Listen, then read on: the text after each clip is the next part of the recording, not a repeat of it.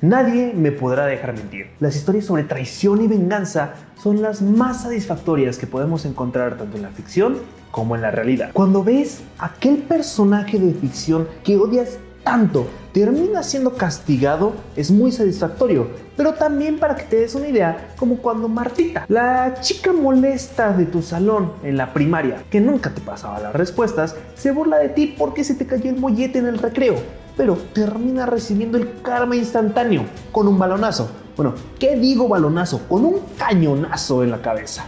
¡Adoro los finales felices! Siempre será satisfactorio ver cuando alguien recibe su merecido, y más cuando se forma parte de esta venganza. Pero hay un dicho que conforma muy bien cómo se debe actuar con una venganza, y es que la venganza es un platillo que se sirve frío, y muy frío lo sirvió Edmond Dantes. O debo decir, el Conde de Montecristo.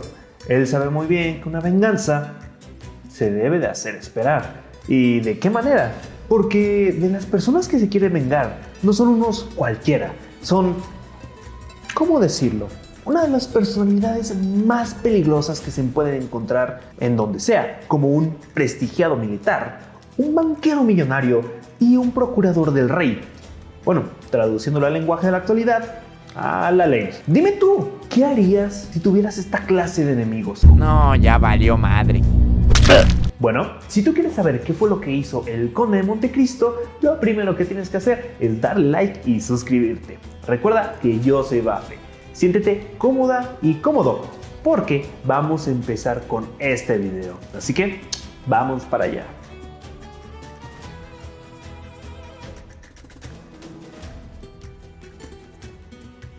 Antes de empezar a hablar sobre la novela, tenemos que hablar sobre su autor, Alexander Dumas, un autor francés sumamente conocido tanto por esta novela como otra que les ha de sonar un poquito, que son Los Tres Mosqueteros, novela sumamente famosa como la que estamos reseñando el día de hoy. También tiene otros libros famosos, porque al parecer escribió un total de... ¡a la madre! 1200 obras. Aunque esta fue la cifra que él dio cuando estaba con vida. Al final se contó que él publicó 300 libros e infinidad de artículos, pero no se quedó con ganas de nada. Publicó de todos los géneros posibles: infantiles, históricas, horror, viaje, teatro, cuentos, etcétera, etcétera, etcétera, etcétera. Un dato importante a agregar es que el Conde de Montecristo ha tenido infinidad de adaptaciones a todos los medios. Y cuando digo todos me refiero a todos: obras de teatro, radionovelas, películas, series de televisión, animaciones, canciones, comedia musical y óperas. Ni crean que se las voy a enumerar. Por último, antes de saltar a la reseña, tengo que decir que le tengo un cierto afecto a esta novela. Porque cuando estaba en el primer semestre de la universidad, me tocó realizar una obra de teatro y realmente me gustó, porque yo fui uno de los personajes que a mi parecer era un gran enemigo, porque me tocó representar a Fernand Mondego, que ya después me di cuenta que la obra de teatro que yo hice estaba inspirada en una adaptación a película, que por no hacerles el cuento largo, cambiaba muchísimas cosas, demasiadas. Porque es tan cómico, yo creo. ¡Basta! ¡Deje a mi padre en paz! ¡Yo confío en usted y mira lo que pretende! Ya dicho todo esto, no olvides darle like o suscribirte. Y también comentar si es que te estoy animando a leer este libro. Esto es lo que más me gustaría escuchar. Así que vámonos a la reseña. Vamos a hablar un poco sobre la época, ya que es importante abordarlo, ya que esto tiene una relación muy fuerte con el gobierno de Napoleón Bonaparte, evento conocido como los 100 días o la batalla de Waterloo. Pero antes de que sucediera todo esto, a finales de 1814 o principios de 1815, es donde nos encontramos con un joven marinero de nombre Edmond Dantes, o Edmundo para los compas. Un joven de 21 años, lleno de humildad y carisma, lleno de bondad y amabilidad. Él viene justamente de un viaje de la isla de Elba, donde se encontraba este señor de por acá, y había cierto rumor, por no decir que histeria, de que regresara porque él se encontraba exiliado. Me refiero a Napoleón, no a Edmundo. Edmund llega a Marsella, de donde es originario, en donde se encuentra a su viejo padre y a su casi prometida Mercedes. Llega al puerto y es recibido por Morrel, que apenas se entera que el capitán falleció por complicaciones en el viaje. Y obviamente tiene que poner a alguien a suplir ese lugar. Ahí es donde sobresale nuestro protagonista, ya que como segundo al mando tiene todo a favor para hacerlo: experiencia y confiabilidad, lo cual abre todo un futuro dicho de paz, armonía y tranquilidad. Pero ustedes saben que no estamos aquí por una historia de paz y tranquilidad. Sucede que en la parada de Elba, donde falleció el ex capitán del Faraón, por cierto, nombre del navío, dejó como última voluntad que se entregara una carta en Francia en extremo secreto. Y esto se lo encargó a nuestro protagonista, Edmundo Dantes, que con su corazón en mano decidió cumplir la última palabra de su antiguo capitán. Él estaba dispuesto a cumplir esta petición sin ninguna objeción, pero lo que él no sabía es que esta carta le iba a traer tantos problemas y un desarrollo de personaje de los más brutales que se pudiera encontrar en la ficción. Sucede, regresando a Marsella, que nuestro joven protagonista se encuentra feliz de justamente hacer feliz a su padre por haberse vuelto capitán en tan corta edad. Y más contento se encontraba toda la familia porque estaba a punto de casarse con Mercedes. Literalmente solo estaban a punto de llegar, firmar y listo, ya, casados. Pero repentinamente en la boda o en la salida de la boda llegan los policías, quien lo acusan de ser un informante bonapartista y acusado de suma traición. Nadie da fe ni credibilidad de lo que está sucediendo. Todos creen que es un malentendido, pequeño malentendido, que llevará a Edmundo al castillo de If, una prisión durante 16 años. Esto porque la última voluntad del ex capitán del Faraón era mandar una carta para anunciar el regreso de Bonaparte a Francia. Pero ¿cómo es esto posible? ¿Quién lo sabía? ¿Y por qué culpar a Edmundo de algo que él obviamente desconocía? Bueno, todo esto es resultado por el egoísmo y conflictos de interés de ciertos personajes que querían ver sumido en la miseria a Edmundo. Nombres que conocerá Edmund en la prisión por un tal Abate Farías, un supuesto loco, pero quien es el catalizador de que Edmundo se convierta en el Conde de Montecristo y que esta historia se convierta en el desarrollo de una larga y tortuosa venganza. Los hombres que traicionaron a Edmundo son descubiertos por el Abate Farías y no son más que Fernand Mondego, Danglars, Villefort y Caderousse, cada uno con un motivo único para ver a Edmundo sumido en la miseria. Si te está gustando esta historia o te estoy animando a leer esta novela, déjame decirte que hasta aquí tienes que parar, porque a partir de ahora vamos a empezar con el análisis y no te quiero arruinar este viaje, así que te recomiendo que vayas a leer esta novela.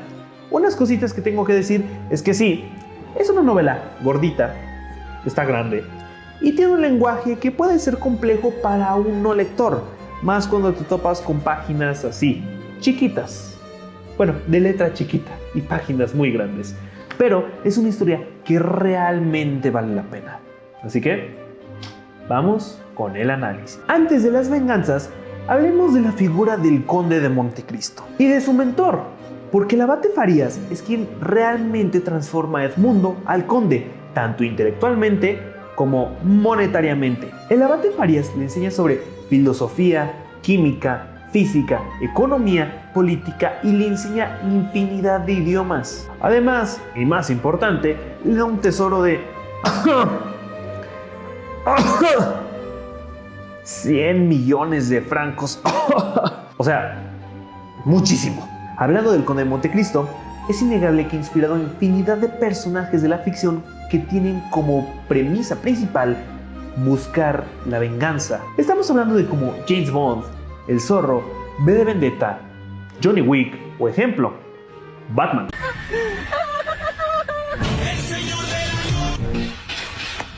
Ok, pueden decir que me la estoy inventando, pero déjenme decirles cuáles son los rasgos característicos del Conde de Montecristo. Déjenme le describo el personaje. El Conde de Montecristo se percibe como un hombre intelectual, misterioso, con gran poder económico, mucha influencia, hábil en todo lo que se propone, atractivo, con un pasado trágico, pero sobre todo es alguien que busca cumplir su venganza.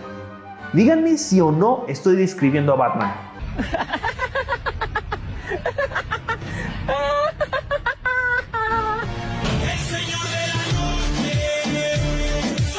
Estas cualidades son las que definen más o menos a cualquiera de los personajes que había dicho anteriormente, pero ahora ya saben que todo personaje que está buscando una venganza está inspirado en el Conde de Montecristo. Hasta es referenciado en historias como La Reina del Sur. Quiero empezar a leer, ¿por cuál empiezo? ¿Qué le recomendamos? ¿Cervantes? ¿Las Brontë? No. Tengo el perfecto para que se enamore de la lectura. Lo tengo desde que era pequeña. Tengo las tapas desgastadas de tanto leer. El Conde de Montecristo. Una historia que justamente trata sobre la venganza y un momento. La Reina del Sur es una historia escrita por Arturo Pérez Reverte, autor que ya hemos reseñado una novela de él, que viene siendo la de Los perros duros no bailan. Pequeña área de publicidad, les recomiendo que vayan a ver ese video después de este. Regresando al Conde de Montecristo, hay que comprender que la novela está dividida en 3 grandes partes. La primera parte es donde el conde es encarcelado y ya.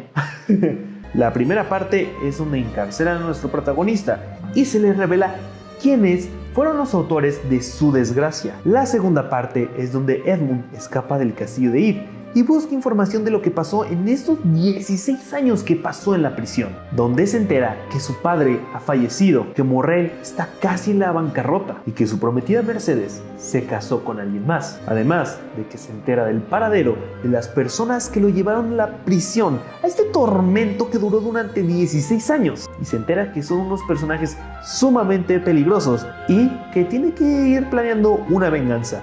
Y tremenda venganza que tiene que hacer. Tenemos a Danglars, que prácticamente es un banquero, pero no cualquier banquero, el banquero más importante de toda Francia. Prestigio y dinero no le hacen falta. Luego está Fernand Mondego o Morcerf, un prestigiado militar por varias hazañas que cometió, y poder económico e influencia política no le hacen falta. Por último está Villefort, quien a mi parecer es el más peligroso, ya que es el procurador del rey, que traducido a la actualidad es la ley hecha persona. Como se han de imaginar, prestigio y dinero tampoco le hacen falta. Para este punto es cuando Edmund decide transformarse en el Conde de Montecristo para introducirse en la sociedad parisina y así llevar a cabo todas sus venganzas.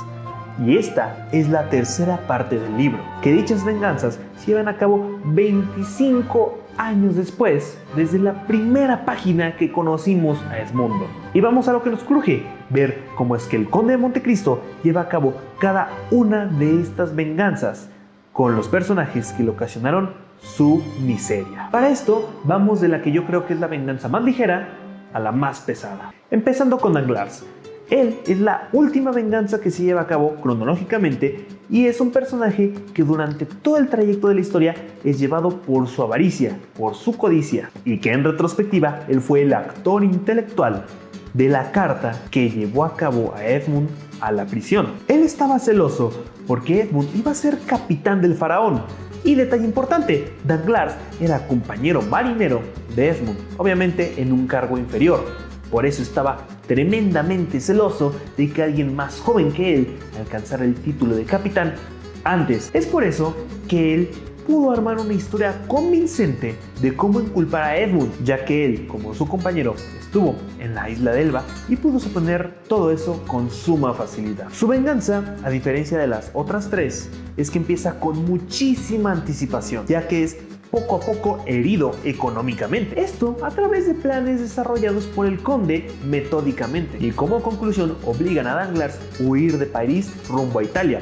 Y es aquí donde se ve uno de los personajes secundarios involucrados, Luigi Vampa, un mercenario o bandido italiano que ayuda a atrapar y encerrar a Danglars, donde poco a poco, encerrado en una caverna, le drenan cada uno de sus francos, dejándolo en el cero absoluto o en la miseria definitiva. La tortura que pasa Danglars lo envejece en tan solo unos días, varios años, lo dejan demacrado y miserable, pero al final el conde de Montecristo se presenta ante él y decide darle una oportunidad para que se redima. Por esto digo que es la venganza más light, porque a diferencia de otros personajes, él sí salió con vida.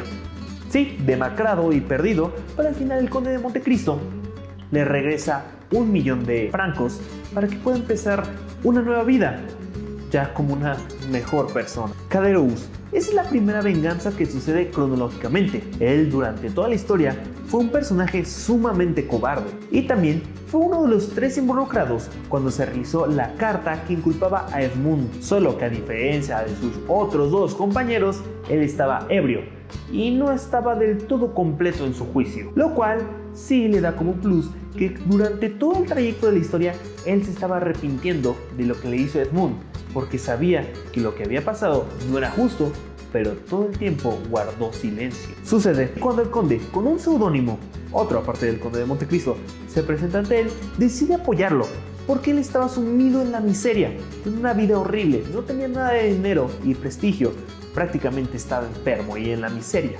Decide darle un diamante para que al menos pueda vivir dignamente. Él, de todos, era el más insignificante, pero su avaricia lo llevó a cometer las peores decisiones para su vida, ya que llega al punto de ser traicionado por uno de sus supuestos amigos, quien le termina dando el golpe de gracia. Pero en su lecho de muerte, en sus últimos suspiros, se le presenta el conde de Montecristo, o mejor conocido como Edmund Dantes, para revelarle quién era el autor de toda su desgracia, lo cual al final muere de una forma desgarradora y cruel. Fernand Mondego o el conde de Morcerf. El caso de Fernand Mondego, como ya les había dicho yo, creía que era el más importante, pero sí y no. Es la segunda venganza cronológicamente hablando. Al principio de la historia, Fernand se encuentra enamorado de Mercedes y junto con estos sentimientos a la propuesta de Danglars hacen que Fernand presente la carta que inculpa a Edmund. Lo importante de Mondego es que él es quien se casa con Mercedes. Y lo más importante aún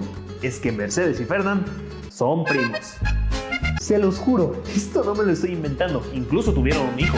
Chistes de primos aparte, la venganza sobre Fernand es llevada a través del deshonor y del desprestigio, ya que sale a la luz información de cuando él era un militar activo y cometió un acto de suma traición. Información revelada por el conde de Montecristo que está relacionada con uno de los muchos personajes secundarios sumamente importantes. Esto afecta a Morcerf, pero no es todo. Su esposa y su hijo lo abandonan, tanto por lo que había cometido durante la guerra, como también por lo que le hizo pasar a Edmund Dantes, ya que Mercedes, desde un inicio que se le presentó el conde de Montecristo, sabía en lo más profundo de su ser que él era Dantes. Y tras una plática entre Mercedes y el conde, se revela toda la verdad. Fernand se encuentra desprestigiado ante toda la sociedad parisina, relevado de su cargo militar, y decide batirse a un duelo a muerte contra el conde de Montecristo. Pero el conde no se va a batir con el nombre del conde de Montecristo, se bate con el nombre de Edmund Dantes, lo cual palidece y aterroriza a Fernand Mondego, quien huye aterrorizado. Sin nada más que hacer, humillado y con nadie a su lado, decide pegarse un tiro en la cabeza, y así es como termina su historia, Villefort. Esta es la tercera venganza cronológicamente hablando, y la que a mi parecer es la más perversa de todas, o la más fuerte, porque a mi parecer él es quien más sufrió a comparación de todos los demás personajes, al punto de que el mismo conde de Montecristo cree que se pasó de lanza con este personaje. Villefort fue quien pudo haber evitado que Edmund entrara a prisión, pero decidió no hacerlo, porque implicaba un riesgo muy importante a su persona y a toda su trayectoria profesional, ya que la carta del ex capitán del faraón estaba dirigida a un tal Nortier, el padre de Villefort, y esto implicaba perderlo todo relacionado con la política y su profesión, situación que Villefort no dejó pasar en ningún momento, queriendo eliminar toda evidencia, la carta y encerrando a Edmund de por vida. Pero esto le salió bastante caro, una de las venganzas más complejas, porque implica la muerte de toda la familia de Villefort, la pérdida de su trabajo como procurador del rey y desprestigiado por crímenes que cometió en el pasado. Y a diferencia de Fernand Mondego, que se suicidó, él se ve sumido en la locura, y al punto de que el mismo conde cree que sí se le pasó la mano con Villefort, ya que muchas personas que no tenían culpa de nada resultaron muertos, llegando a pensar de que él trajo más maldad que justicia. Y ya acercándonos a la conclusión, sé que todo esto puede parecer muy confuso, que todo lo que les acabo de contar parece que hay muchos huecos argumentales en bastantes partes, pero esto lo hice así porque no los quería inundar sobre personajes secundarios que sobran en esta historia, como tampoco los quise abrumar con las tramas de estos personajes, que por decir algunas tenemos las de Morrel, la de Morrel hijo y Valentina, la de Benedetto, la de Aide, la de Eloisa y la de la sociedad parisina. O sea, solo quiero que vean este esquema y van a saber a qué me refiero. Ya para concluir, tengo que decir que es una historia que se siente con un universo vivo, a la que yo personalmente le tengo mucho afecto, tanto mi relación por parte de la universidad, como por personalmente considerarlo un excelente libro. Una novela que es sumamente envolvente, que en ciertas partes sus personajes carecen de profundidad, o que a veces parece abusar de la simpleza para hacer avanzar la trama, o para encontrar soluciones para no perder el ritmo, pero que en mi opinión realmente es un libro grato, comprensible y emocionante. Déjenme lo que piensan sobre esta novela en los comentarios y también sobre otra reseña literaria que les gustaría que yo hiciera. Espero que les haya gustado. Muchas gracias por llegar hasta aquí y nos veremos en otra ocasión.